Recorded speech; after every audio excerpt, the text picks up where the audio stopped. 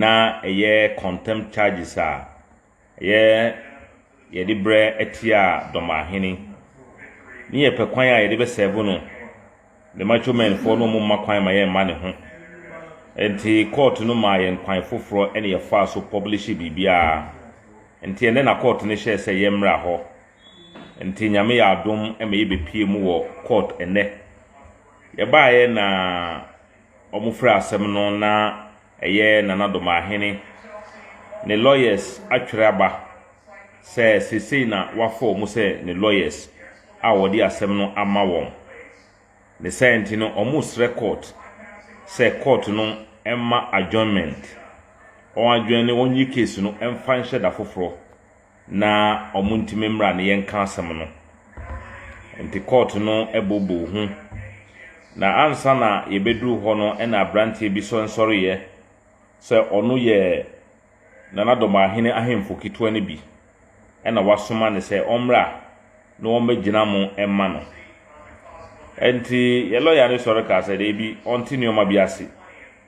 na asɛm na yɛde aba court no ɛyɛ criminal in nature enti ade ɛyɛ criminal in nature de ɛyɛ den na obi etime besi wanam emma wo enti ne senti no yesi ye ne sɛ ɛyɛ judge no ɛkae ɛka kyerɛ ɔhene na Nana Domahene ma ne begina moma no ɔka kyerɛ no ka kyerɛ ne sɛ ɔkɔ a ɔnka kyerɛ Nana Domahene sɛ asɛm na ɛwɔ high court for ɛwɔ Kumasi no ɛyɛ criminal in nature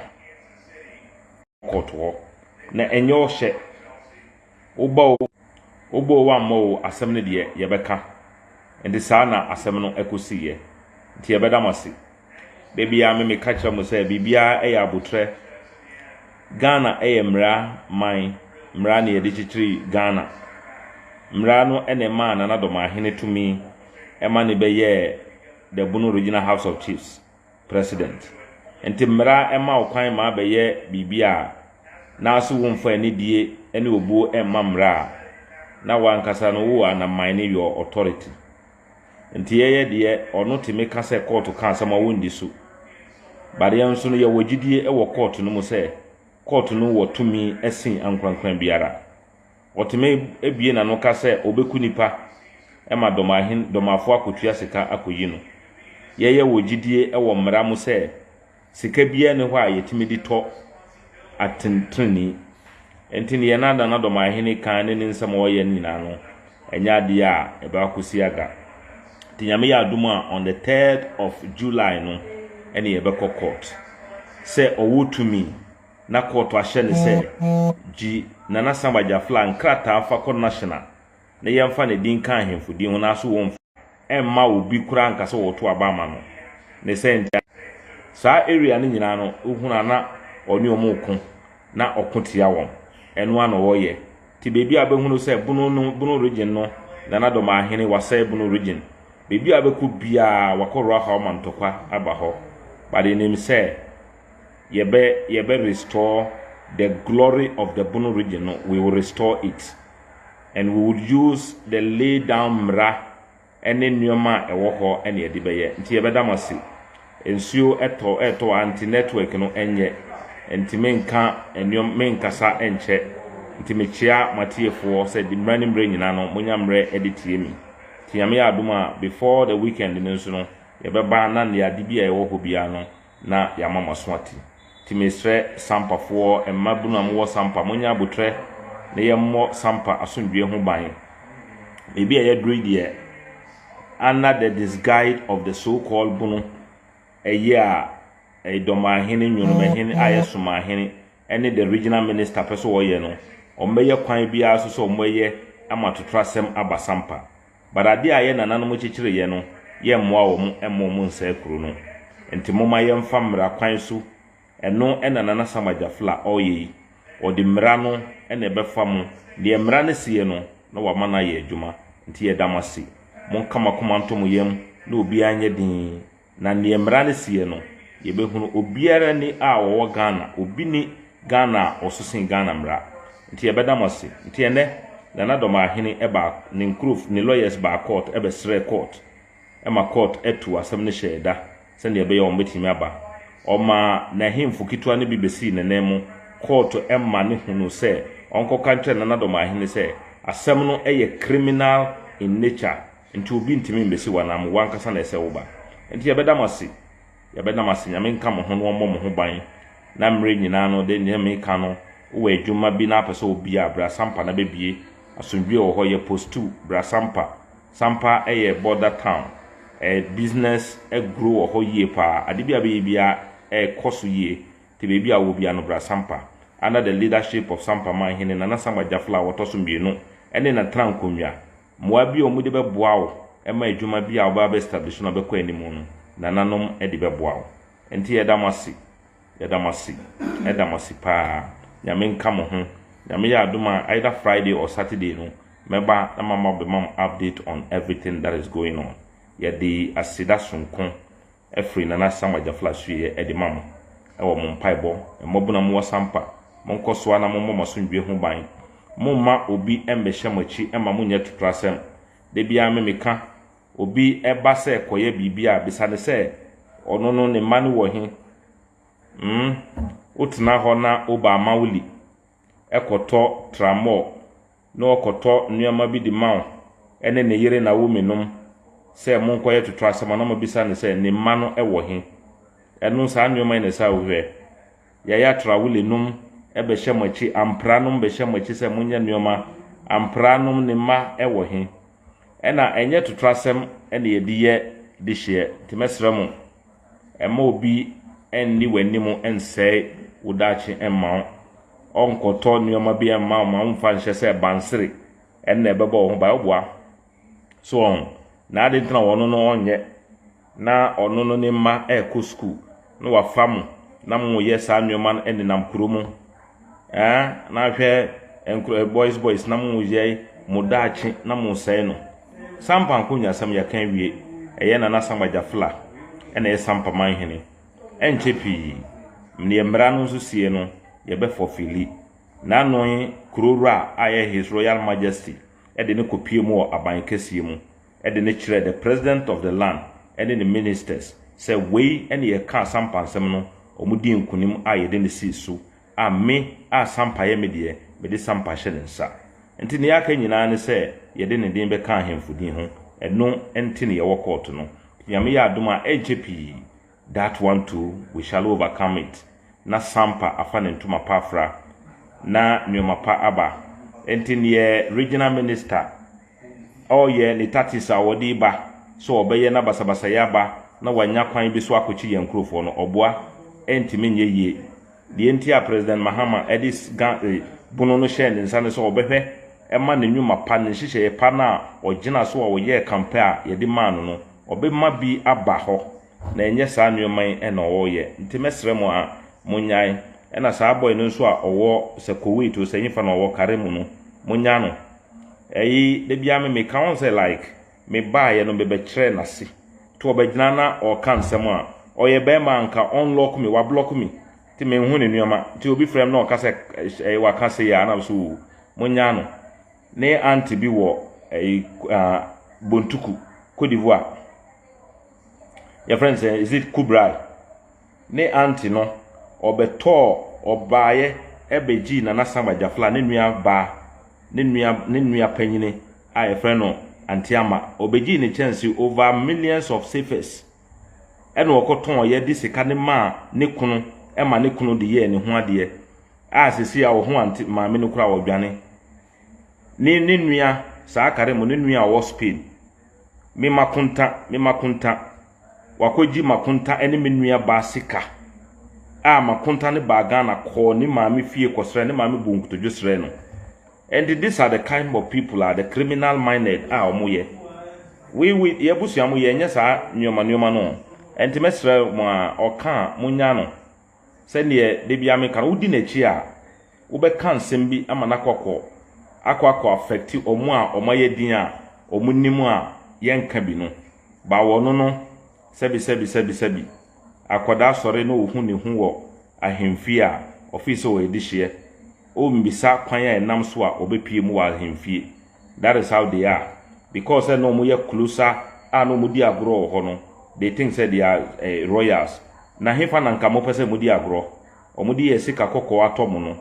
ahemfie wa na mo besom na mo di agro ho te dare sawa mo hunu ya mo hunu mo ho te mesre mo o didi atem o ye nuoma mo nya no senko wotimi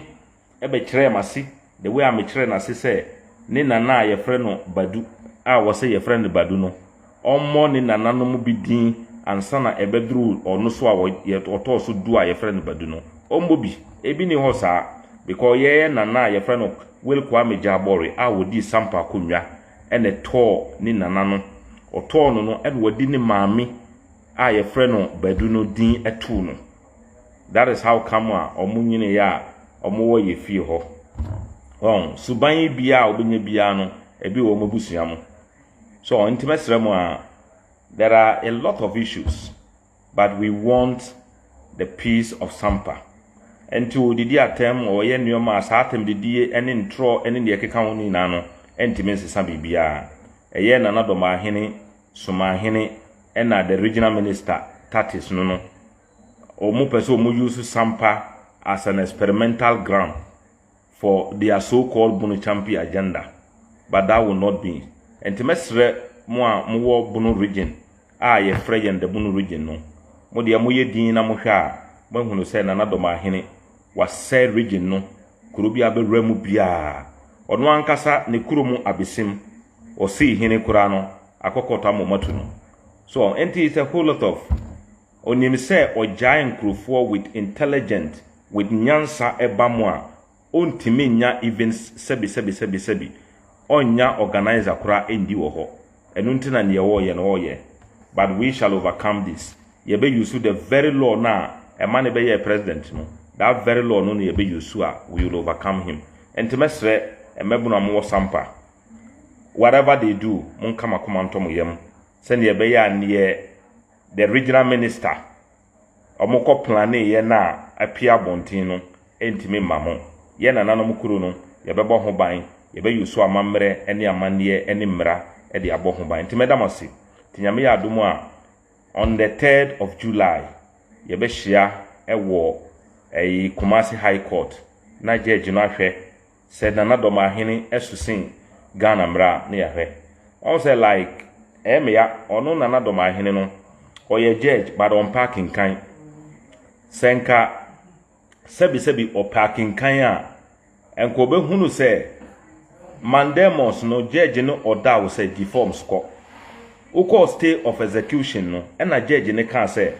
asemu a uba ese uba be stay no enya ade a ntiase yedin ne me ka kire wo nyina ne say jinkrata no na fakọ protocol wo ka say receive and forward enti senka na doma hene e parking kan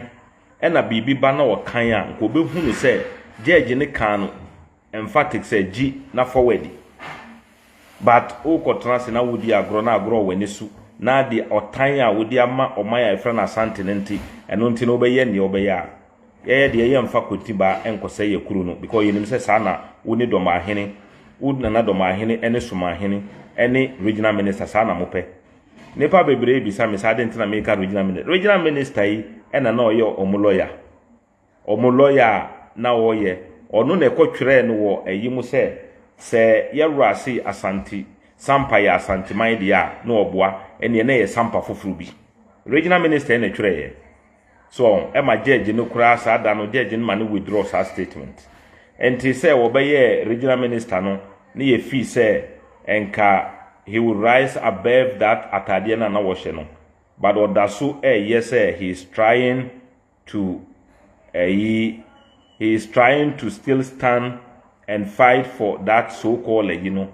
na enye social media and behind politics and yebe fighti at the expanding territories. Enti yebeda mu nyina si. Nyame nka mo ho na yemo mpaye 3rd July enche ebeba sisi ya. Enti yeda mu nyina si. Se de bia no munya abotre na mu ye ne ye. Na na samaja flamra ena osua ye. Enti won famra ntu nchen enye ne enimra mu. Yebeye nhihye biara yebeye bia no yebe mama soati obi nso bisa abata yie no yegusu court ne kan say ye ne police fo ntra na ya agree na na samaja fly ene na tran konwa omutu sa na mu baby ebe akosi bia no ye be mama so ati nti ye damase me damase pa nti ne tofa bɔ mu nyina ne se nana Domahene ene ne lawyers eba court ebe sre court se omuntu ade asem no nheda se ne ebe ya omo betimi aba omo san ma nana Domahene ma obi besi ne nan mu court maniti ase se asem no eye criminal in nature ne scienti no obi ntimi mbesi ne nan mu ono ankasa na eso oba ne scienti sana ekosi ye tinyame ya adumu a on the 3rd of July no ye be sign akọ court enche nana Sam Fladin ye de be ka ahemfo mo Ghana edin mu because ye nam amamre ene amane asu ene di ne akonwa na ma no Sampa ya Santiman dia efiri titititititi ena Sampa nsem nso ba ye no ekopie mu o menhia ena menhia tena so tie da mose na menuanom a ye wo Bunu region momma yen sorry ntemu a ebeduru mrebi no Domahene ebe fa ne pese menkumenya menti no obesai Bunu region ne nyina eno ena wo ye because wo jai emanimdifo eba mu a onya tumi bia biom ne senti ena wo ye ne wo ye no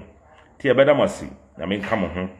na bibi ba munya abutre na munsua na munkura research ewo mu independent mechia mia min madamfo Krambo Kodwo mechia no monka ntan se meti ni nka che na onsamra na onye research ne bibiom na wo ma ye hunu ne ene esi wo court okatre mi se Domahene emma court bia mu omukaye nti na me pese Krambo Kodwo Mr. Kodwo Adwuman o me kan kire me say bia nkrofo no mu ba court wo no o mu bu anya na Domahene ne suma wo because o ka kire me plain say enya dia na Domahene be ba ho da he will never come to any court but then nkrofo bi ba ho nti Krambo Kodwo emma me hunu say eyentro na o mu firi bebi e na o be ye kanana say na Domahene na suma wo no enye no kure ti besre mu bebi ba emma mu ni say obi be like you page ema wanya sika obi be hwew ema wanya sika ntino na ema will refree your basic principle of standing for the truth and anokre nti ebeda masi nyame nka mo ho meripamo no menemu be san hye biom na yehwe Sampa nkoso enuoma ananamo de tutu akwan mu ama Sampa afa ne ntuma pafra ye ne obi enko akansi bia ne ye nananamo chechire ye na ababedi na Sam Fla otosomi no ensa en wo hweso no dia koduru bebi a eso odiduru Sampa ya Santiman dia titititititi ne bekoso ya Santiman dia ho ne ye sorry to ye nananom na ho nso ene ye beko atena se wiase wo yechi Santiman foforo bi ba Sampa will still remember, he will still remain a member of that Santiman ti medamasi enye patapa ene ediye dihye enye tutrasem ene ediye ukofa sekan ukofa tuo na wodin sebi nkwase asem a mra enche mra ni wobedi ne nyunyunu sa mre no na omo a omoto tramo ni mamu omoto red ni mamu no no madwane nti mudi no ba no machi oba mawle no machi mudi ya trawule no machi mudi ampra no machi mudi Karimu city Karimu a ono ne din kura wo di mana wan say o twere ne din ma no ana wo twere ma ne say take it to a place for them to kill you or the people ne beko wo be bie wo mfa hye envelope wo be twere take it there for them to kill you on kata so or the beko emomako because on timi nkan no ono betena ho na odada mo se munye tutrasem na mo ye na be kono mo betena ho na omo no ye mo na mo ye tutrasem na ayi no ba na yire ye friend sen na wo minum ebetena ho na wo mi a sebi o twere ne dia obesi ni trasi no ono be kase mo nkoye tutrasem na mo ye na ye bechiwa na ukura no umma na wo mo no na daachi be na wo pa ma wo abrantie wo ma a wo be padwuma pa bi aye e de ahwe nkwada no na wa ma obi akofa atade fun bi de ahyew na wakọ chichire nnuoma bi na wako mayi wako hye obi kasa di amam na motafre na mo ye ni sa nyoma no ono bomu eye ewo mu an o says me be raise fan sika e di akoma kunafo na odi ne sika esa na akoye sa nyoma no na onwa tujimi na modi na afi se eno ne wiase ne nyina ento se wodache na abenya maamefo nso omohwe wo a monim pa se ampa omudi omachi no eye nkwafo omundi sampa konwa enti adinti na ahoya be mamma timi sacrifice mo madache sa ahoya etimi amma mo refise mo ma no omodache ehia mo besrema mo hwe nuoma biye na mo hu ne ye. So what Europe and America was in this Kadiaba Ghana, they send with money transfer no and American for a day amount. Send network banner use you wait me a day ascend it. So we send a day a good mobile money wallet and as a bank account so a day many per chrono wait to me a day ascend it. Now I was saying this is a first transaction no ubena a $20 free. The answer will be using a promo code JSXM2 and a desk screen is so offer or first transaction ubena a $20 free. Meeting the Achre Bruni. Yalan Media Ghana.